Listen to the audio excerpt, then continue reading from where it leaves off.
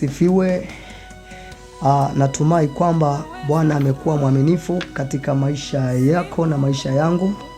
Nataka nichukue nafasi hii kama jinsi tulivyowaahidi wakati ule mwingine ya kwamba tutakuwa na fursa na wakati mwafaka kupata kulishiriki neno lake Bwana.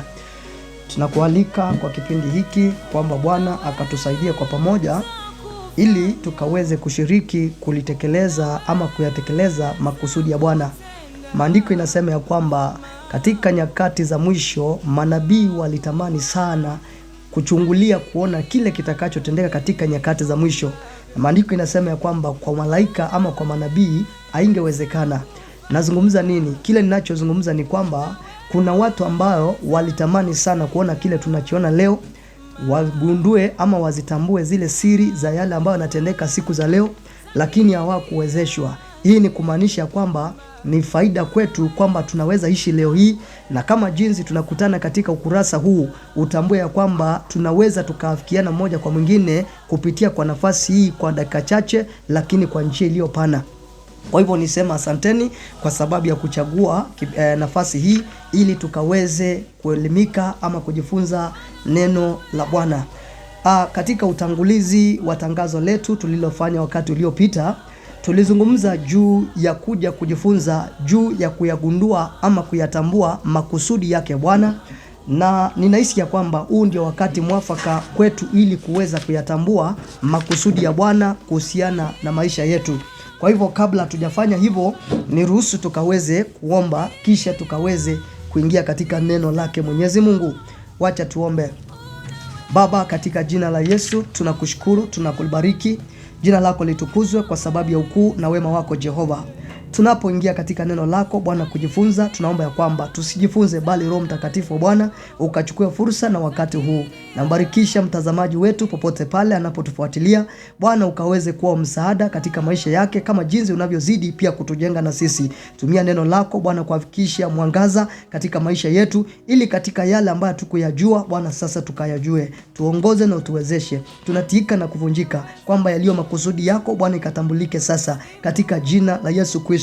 Tunaombea njia hii ambao Bwana tutakuwa tunaitumia ni kwa ajili ya kutumiwa nawe. Baba, kwetu tukafanyike kuwa vyombo, bali makusudi na mapenzi yako Bwana ndikawe kipao mbele. Tunaalika uwezo wa Roho Mtakatifu Bwana, tukizungumza neema na kibali katika kiprogramu hii, kwamba kuanzia sasa na kusonga mbele Mungu utaenda kutenda ni kwa ajili ya kujitwalia sifa na utukufu. Bariki kila mmoja atakayesikia sauti hii. Wengine watakuwa kwenye magari, wengine watakuwa manyumbani, na hata wengine watakuwa hospitalini, wengine watakuwa katika sehemu tofauti. Ninaomba Roho asiyebagua Bwana akaweze kuwafikia watu wako kwa njia zote, ni kwa ajili ya sifa na utukufu wa jina lako Bwana. Tunaingia ni kwa ajili ya neno lako, tumeitisha neema na kukubalika hivi sasa. Roho Mtakatifu Bwana ukachukue nafasi na fursa hii ili ukayatekeleze na kuyatenda yaliyo makusudi yako. Uheshimike na uinuliwe, maana ni katika jina la kuu la Yesu Kristo Baba tumeomba na kuamini, amen, amen.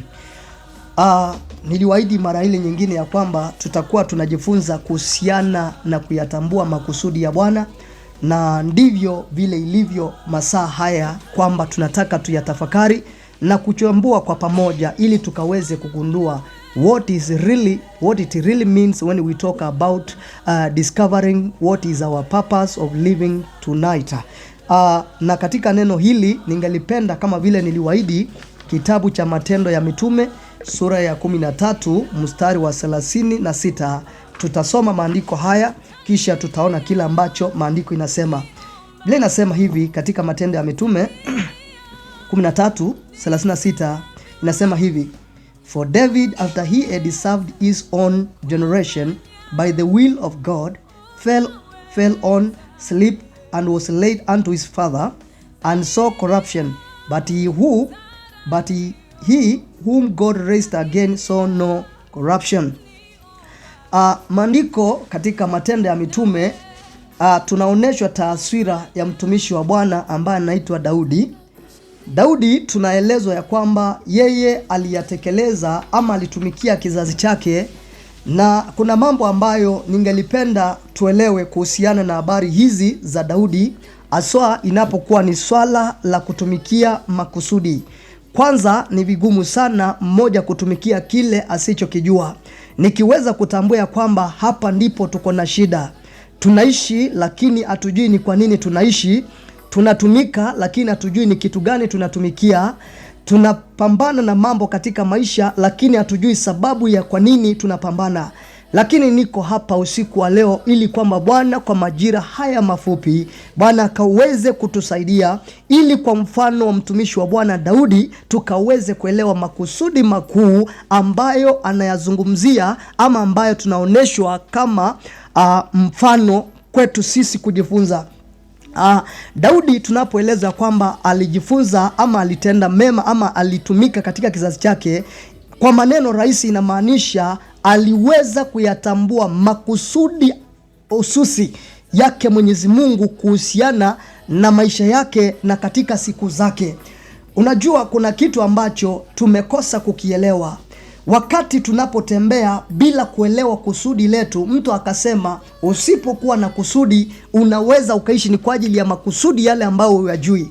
Lakini tuko hapa usiku wa leo ili tukaweze kulete ufahamu wetu kwa pamoja, ili tukaweze kutambua, unapoyaelewa, unapoyagundua makusudi yako ni kwa nini leo hii uko hai, basi utaweza kutenda ukijua kwamba kunazo nguzo ama vigezo vinavyokusababisha kukuelekeza ili ukayahatimishe na kuyafikisha yaliyo makusudi ya Bwana katika kizazi hiki. Kuna mambo matatu ambayo ningelipenda kwa wepesi tuweze kuyagundua kuhusiana na habari hizi za Daudi kutumikia kizazi chake. Swala la kwanza tunaona hapa ni kuyatumiza makusudi ya Mungu wetu.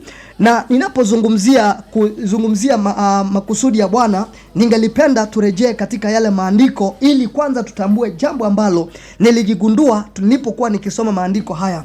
Maandiko inasema katika mstari wa 36, for David after he had served his own generation. Maandiko inasema Daudi alitumikia kizazi chake. Hii ni kumaanisha kwamba uwezi sema ya kwamba utakuja kutumikia kizazi vitakavyokuja, maana wewe haujui kama utakuja kuwa kule. Lakini maandiko inasema yeye alitumikia kizazi kama vile mimi na wewe. Si leo hii tuko hai na twapasa kuyatumikia makusudi ya Bwana katika majira na nyakati hizi ambazo tuko. Maandiko inasema ya kwamba after he had served his own generation. Neno lingine la pili ningelipenda tuligundue kuhusiana na kifungu hiki. Maandiko inasema after he had served his own generation by the will of God. Maandiko inasema ya kwamba Daudi alimtumikia Bwana si katika mapenzi ya Daudi, lakini katika mapenzi yake Mwenyezi Mungu. Natumai hapa kuna jambo kuu ambalo tunahitaji, kwa sababu Bwana ametuanzisha kutufundisha. Maandiko inasema japo Daudi alitumikia kizazi chake, ameendelea kuelezwa kwamba Daudi alitumikia kizazi chake lakini katika mapenzi yake Mwenyezi Mungu. Katika siku zetu za leo hii kutumikia Mungu si shida, wala kujipata ukitumika sio shida. Twaweza maliza miaka zaidi ya 10 bado kama tunang'ang'ana kutumika. Unaweza ukajitoa katika taifa kama letu la Kenya ukitumika, lakini kwa sababu hujui ni kwa nini unaishi, au hujui kusudi ya aswa mwafaka ile ambalo unapasa utekeleze, na huku tunadai ya kwamba unatumika. Maandiko inasema ya kwamba na Daudi alipomaliza kukitumikia kizazi chake, maandiko inasema ya kwamba na akakitumikia kizazi chake katika njia iliyokuwa katika mapenzi yake Mwenyezi Mungu. Ni mara ngapi huwa tunajipata tunapotumika, hata mara nyingi katika taifa letu, katika mahali petu pa kazi, katika mahali hata pa huduma kanisani, lakini mara nyingi tunaitekeleza na wala si katika mapenzi ya Mungu.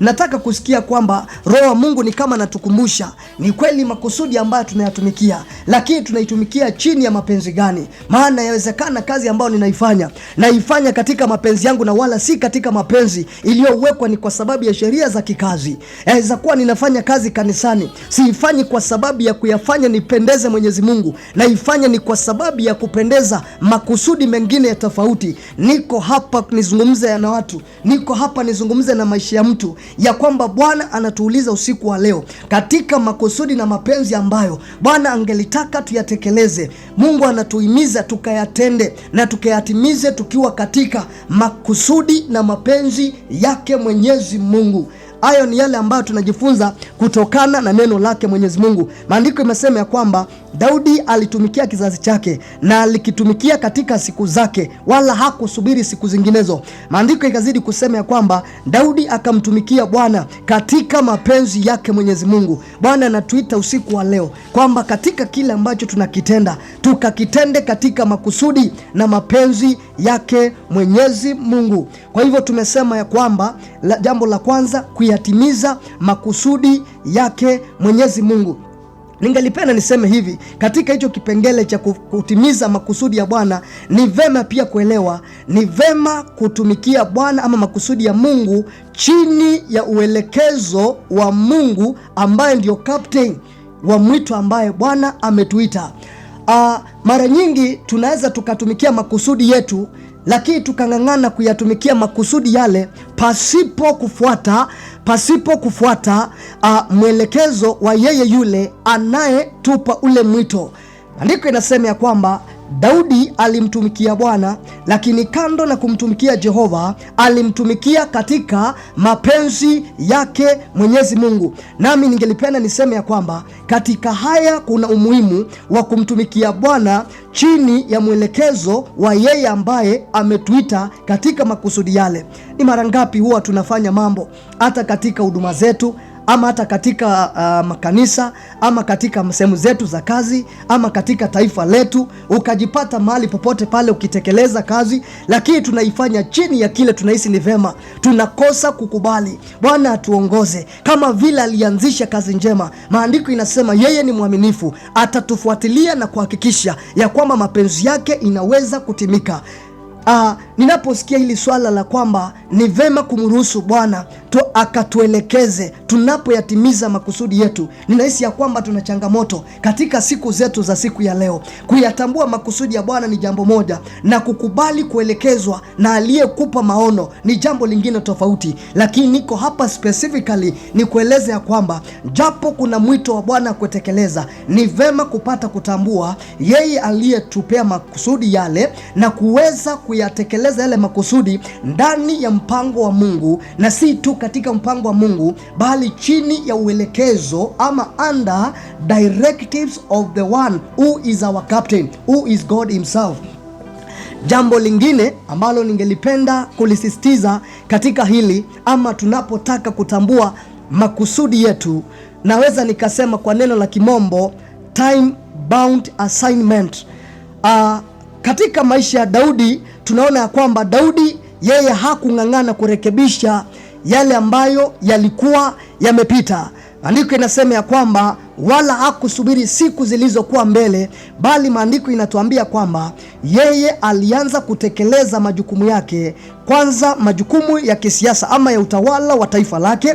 Jambo la pili ambalo linajitokeza hapa, Daudi alichukua wajibu wake wa kuanza kutekeleza swala la kiroho, maana maandiko inasema yeye kwanza alikuwa ni kuhani. Na kando na hilo tunaona Daudi mahusiano yake na watu, social needs of the people. Na ningelipenda tuelewe hivi, wakati napozungumzia swala la time bound assignment, ningelipenda to be specific on this. Time bound assignment ni kupata kuelewa ya kwamba kuna mwanzo wa kutumikia makusudi yako, na pia kuna majira ya kufikia kumaliza makusudi yako. Hapa mara nyingi watu hatuelewi. Leo hii tunapewa wakati na tunakosa kutambua nyakati na wakati. Lakini kuhusiana na maisha ya Daudi tunaweza kuelewa kwamba ndani ya kutambua maono kuna ule mwanzo wa maono na kuna mwisho wa kufikisha maono.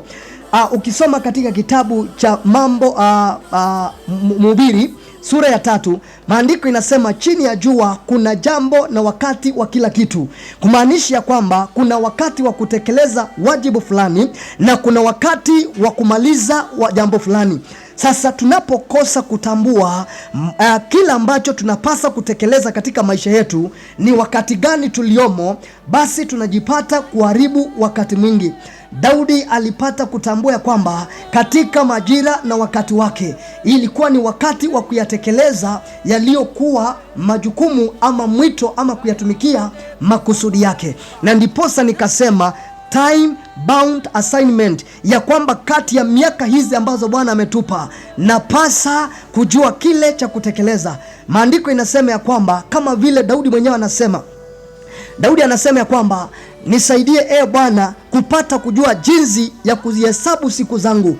Na katika neno lile ambalo liko katika Zaburi, Daudi kwa uwazi anajaribu kuonesha anataka ajue jinsi ya kutumia wakati wake, aswa anapozidi kuyatekeleza na kuyafikisha yaliyo makusudi yake. Na ndiposa niko hapa usiku wa leo niweze kukueleza ya kwamba ndio unaweza kuwa mwaka jana miaka 10 zimepita, na kwa sababu hujaweza kutambua kile Mungu amekuitia, unaweza ukaharibu wakati. Lakini ni jambo jema katika maisha yetu kupata kutambua maono na mwito ambao Bwana ametuita kupata kuafikisha. Hiyo itatusaidia kupata kuokoa wakati na kutekeleza kila ambacho chatupasa kwa wakati ulio mwafaka. Maandiko inasema ya kwamba Daudi akamuomba Bwana na akasema, Mungu nisaidie jinsi ya kuzihesabu siku zangu, ili nikaweze kuongeza hekima na busara katika kuzitumia na kuishi katika zile siku. Hilo ni neno la hekima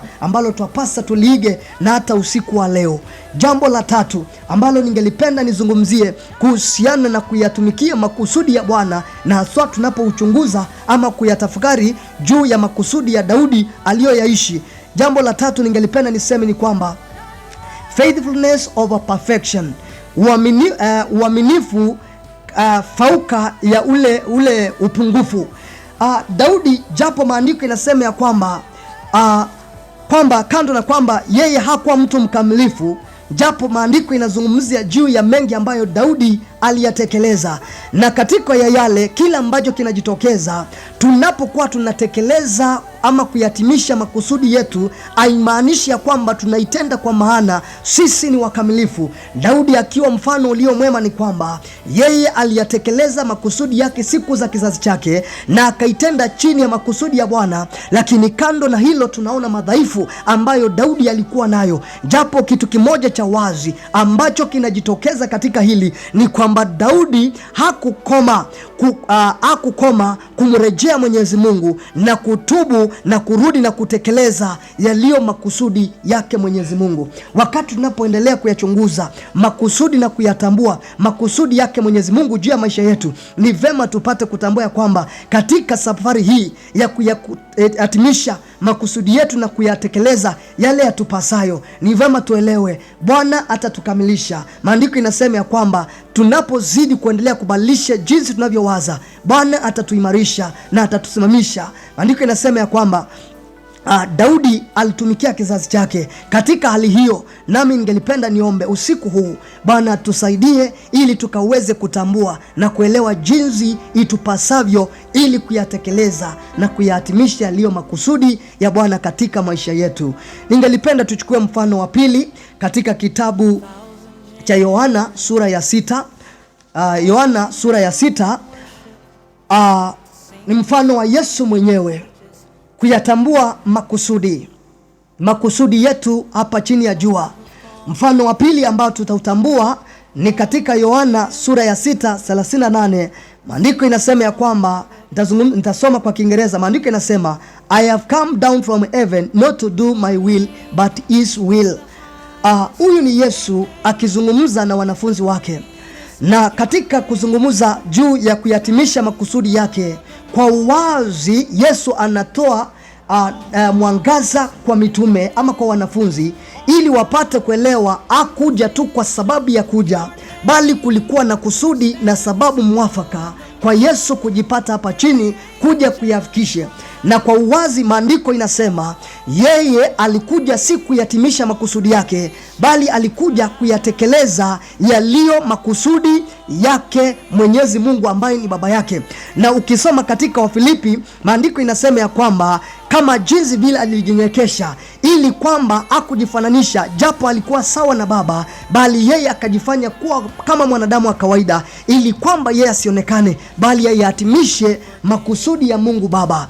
Maandiko iko wazi katika kitabu cha Luka sura 22:42. Maandiko inasema ya kwamba natumaini katika bustani ya Gethsemane, maandiko inasema ya kwamba na Yesu akiwa anaomba Maandiko inasema ya kwamba katika ile sala ambayo Yesu aliomba ili kupata kudhihirisha kwa uwazi, mmoja anapoweza kutambua makusudi na ni kwa nini unaishi, unaweza kufa ndani mwako ili kwamba mapenzi ya Bwana ikapate kuwa hai ndani ya maisha yetu. Baadhi ya changamoto kuu tulizonazo katika kizazi cha leo ni kwamba tunataka tuishi makusudi na hiari yetu ikitimika, tukiyatenga makusudi ya Bwana. Mfano ambao tunaupata kutokana na neno la Bwana usiku wa leo ni kwamba maandiko yanasema Yesu katika safari yake ya kuyahitimisha makusudi ya Bwana, maandiko inasema ya kwamba na Yesu akiomba katika bustani ya Gethsemane akamlilia Bwana akisema, Bwana, kama yawezekana niondolee kikombe hiki. Lakini Yesu kwa wepesi akatambua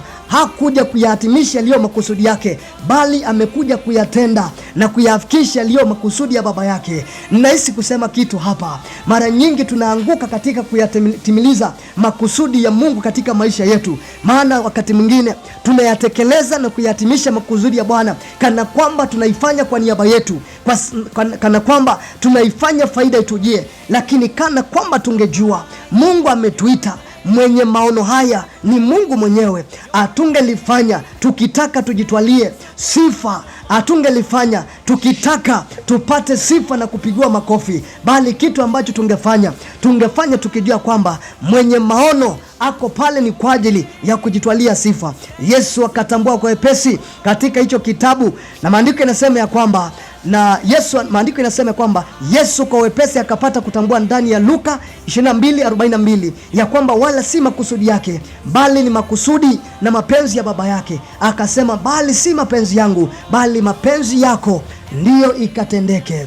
Maandiko inasema ya kwamba na akasema, kikombe hiki Bwana ninaomba ukaniondolee, na bali si katika mapenzi yangu bali mapenzi yako na ikatendeke. Niko hapa usiku wa leo kukusema hivi, tunapoyatambua makusudi yetu, tutapata kutambua kwamba makusudi haya si kwa sababu ya faida zetu. Makusudi yetu ya hapa duniani si kwa sababu ya sisi kujijenga, lakini kwa sababu ya kujenga ufalme wake Mwenyezi Mungu. Maandiko inasema ya kwamba usemi huu wa Yesu ya kwamba kikombe hiki Bwana uniondolee, na akatambua kwa wepesi kwamba kisiondolewe ili kwamba makusudi ya Bwana ikatendeke.